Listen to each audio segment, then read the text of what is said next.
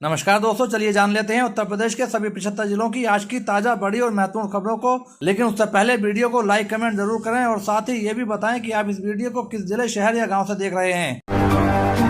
UP में अगले 24 घंटे रहने वाले हैं भारी। इन जिलों में मौसम विभाग ने जारी की चेतावनी।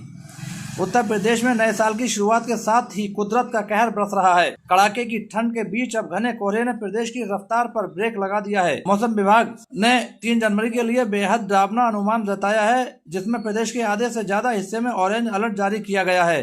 पहाड़ी हवाओं और नमी के कारण शनिवार की सुबह कई जिलों में जीरो विजिबिलिटी रहने की आशंका है, जिससे सड़क और रेल यातायात बुरी तरह प्रभावित हो सकता है। मौसम विभाग के अनुसार निम्नलिखित जिलों में कोहरे की चादर इतनी मोटी होगी कि सामने देख पाना भी मुश्किल होगा।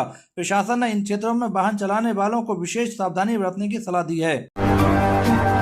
बीजेपी पार्षद के बेटे की गुंडई, दारोगा को जड़ा थप्पड़ तो भीड़ ने भी कर दी पिटाई। उत्तर प्रदेश के वाराणसी के अलग अलग जगह पर नए साल के दौरान लोगों की भारी भीड़ देखी गई। इसी दौरान वाराणसी पुलिस पर लोगों की सुरक्षा और व्यवस्था को लेकर बड़ी जिम्मेदारी रही। लेकिन इसी बीच एक ऐसी घटना वाराणसी जनपद में हुई जो इस समय चर्चा के केंद्र में है। दरअसल वाराणसी के ही एक बीजेपी पार्षद के बेटे ने अपने साथियों संग बाइक को ले जाने को लेकर एक दरोगा को ही थप्पड़ जड़ दिया। हालांकि इस मामले में उस पर मुकदमा दर्ज हुआ है। एबीपी लाइव को मिली जानकारी के अनुसार वाराणसी के चौक थाना अंतर्गत मड़ी कड़का घाट के द्वार के पास बीजेपी पार्षद के बेटे हिमांशु श्रीवास्तव को वहां तैनात चौकी प्रभारी अभिषेक त्रिपाठी ने बाइक के साथ आवागमन को लेकर मना किया।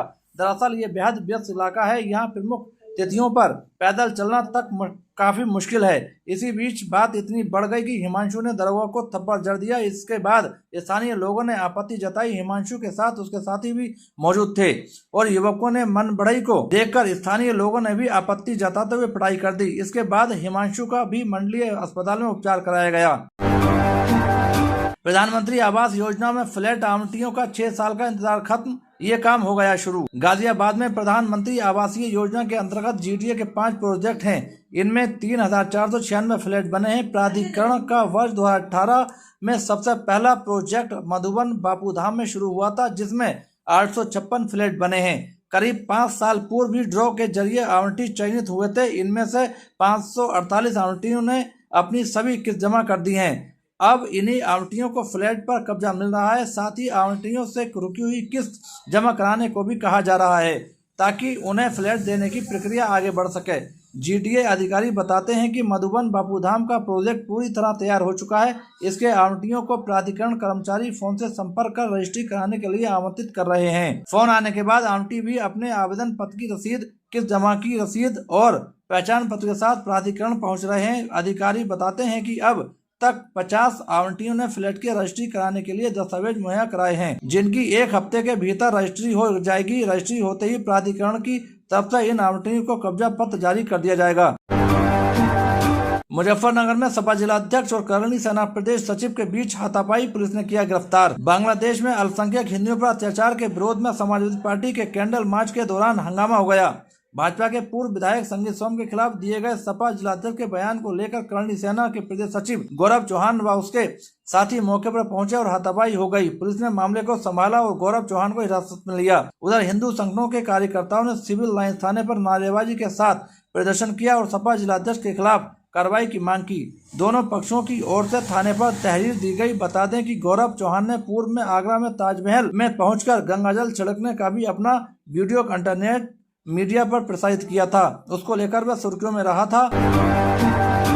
मैं खुद यूट्यूबर शाहबाज जकाती के पास जाती हूँ, पैसा मिलता है। पति ने लगाए आरोप तो पत्नी ने दिया जवाब। 10 रुपए वाला बिस्कुट कितने का है जी, पूछकर सोशल मीडिया पर अलग ही पहचान बना चुके शादाब जकाती एक बार फिर विवादों में हैं। इस बार वजह कोई वीडियो कंटेंट नहीं, बल्कि उनके साथ काम करने वाली महिला और उसके पति के बीच का विवाद है। शादाब के साथ काम करने वाली महिला का पति थाने पहुंचकर फूट फूट कर रोने लगा और अपनी ही पत्नी पर जान से मरवाने की साजिश रचने का आरोप लगाने लगा।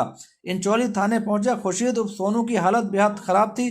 थाने के भीतर और बाहर मौजूद लोगों के सामने वह बार बार यही कहता नजर आया कि उसकी पत्नी उसे जान से मरवाना चाहती है। उसने पुलिस से खुद और अपने बच्चों की सुरक्षा की गुहार लगाई। वह कहता है कि उसकी पत्नी बिना बताए घर से चली जाती है और यूट्यूबर शादाब जकाती के साथ वीडियो बनाने के बहाने कई दिनों तक बाहर रहती है। खुर्शीद का आरोप है कि उसकी पत्नी शादाब के कहने पर उसे धमकाती है, गालियां देती है और बार बार तलाक व थाने की धमकी देती है। खुर्शीद का कहना है कि वह दिल का मरीज है, उसकी तबीयत अक्सर खराब रहती है। इसके बावजूद पत्नी उसे मानसिक रूप से प्रताड़ित करती है। वायरल वीडियो में वह कहता सुनाई देता है कि मेरी बीवी को मेरी कोई परवाह नहीं है, शादी के बाद भी उसके कई लोगों से रिश्ते रहे हैं, मैंने सब कुछ नजरअंदाज किया। अब ये जकाती के साथ लगी हुई है, जकाती इसे 3-3, 4-4 दिन के लिए ले जाता है। मैंने रोका तो कहने लगी तू मर जा, मुझे कोई फर्क नहीं पड़ता। खुर्शीद का दावा है कि कुछ दिन पहले उसकी पत्नी ने देहरादून जाने की बात कही थी। जब उसने विरोध किया तो पत्नी ने झूठ बोला कि वह थाने में बैठी है। बाद में उसे शक हुआ कि उसके खिलाफ कोई साजिश रची जा रही है। उसका कहना है कि उसे जान से मारने की तैयारी हो रही है और इसमें कई लोग शामिल हैं। बुलंदशहर में दरिंदगी, 6 साल की बच्ची से गैंगरेप के बाद हत्या, छत से फेंकर ली जान। पुलिस एनकाउंटर में लंगड़े हुए दोनों हैवान। यूपी के बुलंदशहर में 6 साल की मासूम के साथ गैंगरेप के बाद हत्या का मामला सामने आया है। घटना 2 जनवरी की शाम को हुई। 2 आरोपियों राजू और वीरू कश्यप ने बच्ची के साथ कुकर्म किया। पहचान उजागर होने के डर से उन्होंने बच्ची को छत से नीचे फेंककर उसकी जान ले ली। बच्ची गंभीर रूप से घायल हालात में मिली थी, जिसे अस्पताल ले जाने पर डॉक्टर ने मृत घोषित कर दिया। पुलिस ने घेराबंदी की तो आरोपियों ने फायरिंग कर दी, जिसके बाद जवाबी कार्रवाई में दोनों के पैर में गोली लगी और उन्हें गिरफ्तार कर लिया गया।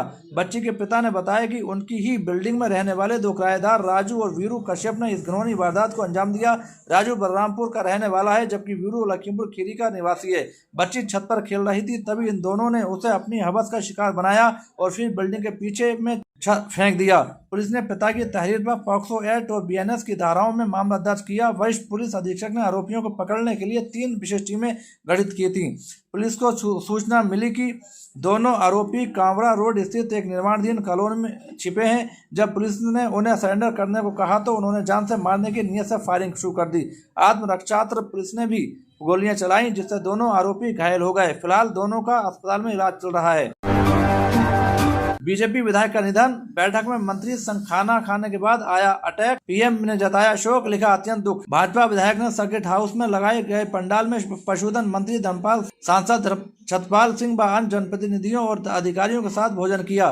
खाना खाने के दौरान उलझन हुई और अचानक सीने में तेज दर्द उठने लगा, जिस पर वे भोजन पंडाल से बाहर आ गए थे और वहीं सर्किट हाउस में ही कुछ पल के लिए अंदर कक्ष में लौट गए। पशुधन मंत्री धर्मपाल सिंह की अध्यक्षता में सर्किट हाउस में बैठक समाप्त होने और वहीं पंडाल में खाना खाने के बाद भाजपा विधायक प्रोफेसर श्याम बिहारी लाल को हार्ट अटैक पड़ गया।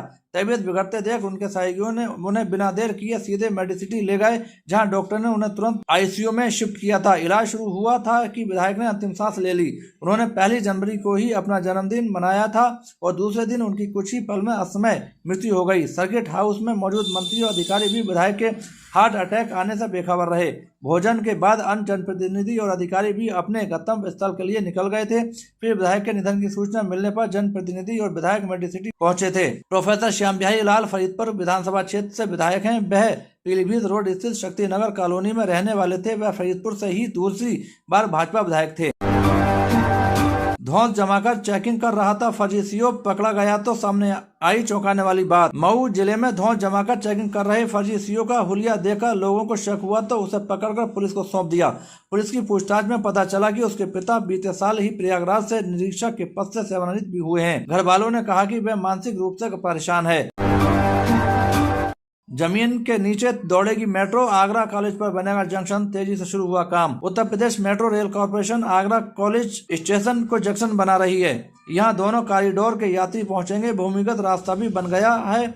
जून तक आगरा कैंट से आगरा कॉलेज तक मेट्रो ट्रेन का संचालन भी होने लगेगा। यूपीएमओआरसी के पूर्व महाप्रबंधक पंचानन मिश्रा ने बताया कि दूसरा कॉरिडोर आगरा कैंट से कलिंदी बिहार तक बन रहा है। ये एलिवेटेड ट्रैक है और इसमें 14 स्टेशन है। इसकी दूरी करीब 16 किलोमीटर है। आगरा कॉलेज स्टेशन को जंक्शन बनाया जा रहा है। ये स्टेशन दोनों कॉरिडोर को जोड़ेगा। यहाँ यात्री ट्रेन भी बदल सकेंगे। इसके पास कई शैक्षणिक संस्थान और एसएन मेडिकल कॉलेज भी है। छात्र और मरीजों की सुविधा के लिए इस स्टेशन पर फुट ओवरब्रिज के साथ भूमिगत रास्ता भी बनाया है।